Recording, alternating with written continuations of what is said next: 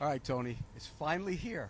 All those years. All those years. Agonizing years. I don't know who's more agonizing for me or you. You're yelling at everybody every year. In fact, I saw one guy in there just before, and he said, "You finally got him in. Leave me alone. Don't talk to me anymore." Is it now sinking in that it's happening? You know, Pete, I think it's been slowly sinking in since right before the Super Bowl when Anthony Munoz knocked on my door. And I think the best way I can describe it, you live near the ocean. It's like when you watch the waves come in.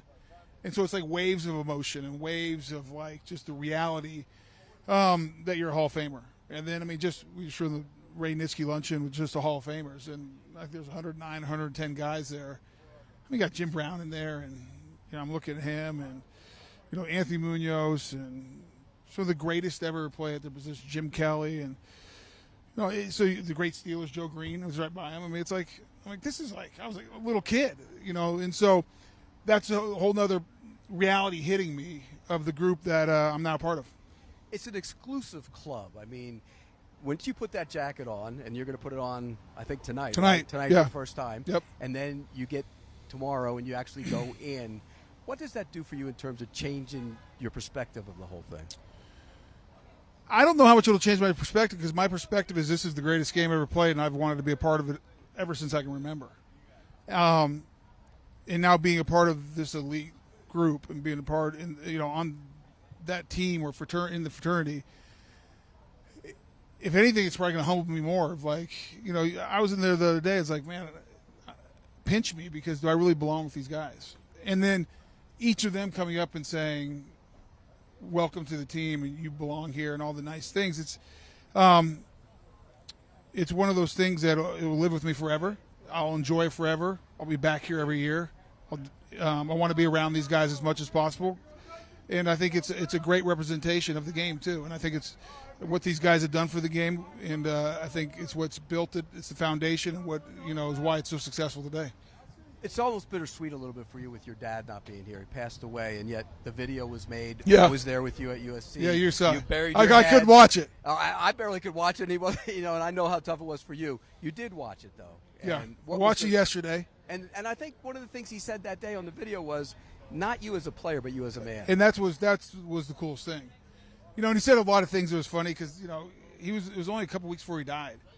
And so he was kind of misremembering stuff, but kind of combining stories, which made me laugh because I was sitting with him at that time and we'd have great conversations. And at the end, when he talked about how he felt about me, he was very specific that it wasn't just about the football players, but me as a man.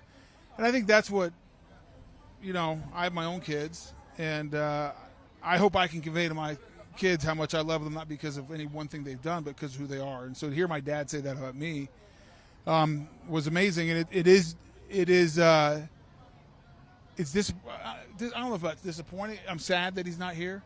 And I'm probably sad because I know how much he would have loved it. He loved this kind of stuff. Yeah. I mean, he liked this more than I did. Yeah. Like when we go to the Super Bowl and he was there all the time, as I found out, no, but he liked being around guys he grew up watching and the game and the VIP stuff and all the swag. I mean, my dad loved that stuff, and he would have loved this weekend. I mean, he would have been in all his glory. So I'm sad he can't experience it. I'm sad he won't be in the seats tonight and tomorrow and won't be celebrating. But I know he's watching from heaven, and I'm glad the rest of my family is here. Did he know all those years that you were my source inside the Jaguars for everything that went right and wrong in that organization?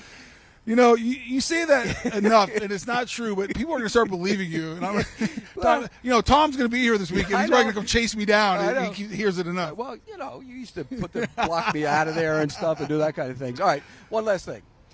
I've bothered every human being imaginable about you getting in.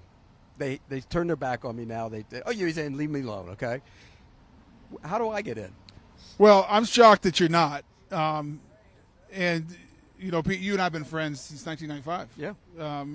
And probably really friends after the first couple of years of getting known, working together, and now do a weekly show. And I don't say this just because you asked a dumb question just there. It was a terrible question. But I've said it all along. I actually had a conversation with him last night. I don't know of another media guy that loves ball as much as you do, and who calls me during the week asking me to watch about an offensive lineman and what I thought, which I love because you admit when you don't know something, right, and you want to learn more. So You're a Hall of Famer for me, and more than a Hall of Famer, you're my friend, and I appreciate everything you did for me over the years. Can't wait to We'll tomorrow. have fun. We're gonna have a good time tomorrow night. I we promise are. you that. Yes, we are. Don't bring the camera because I don't think anyone. We're not bringing the camera. Pete Prisco and his good friend Tony Boselli as they get ready for the Hall of Fame inductions coming up on Saturday. The class is filled with players on the defensive side of the ball. I mean, three-time Super Bowl champion Richard Seymour in there, legendary safety Leroy Butler, who recently appeared on the All Things Covered podcast with our Brian McFadden and Patrick Peterson.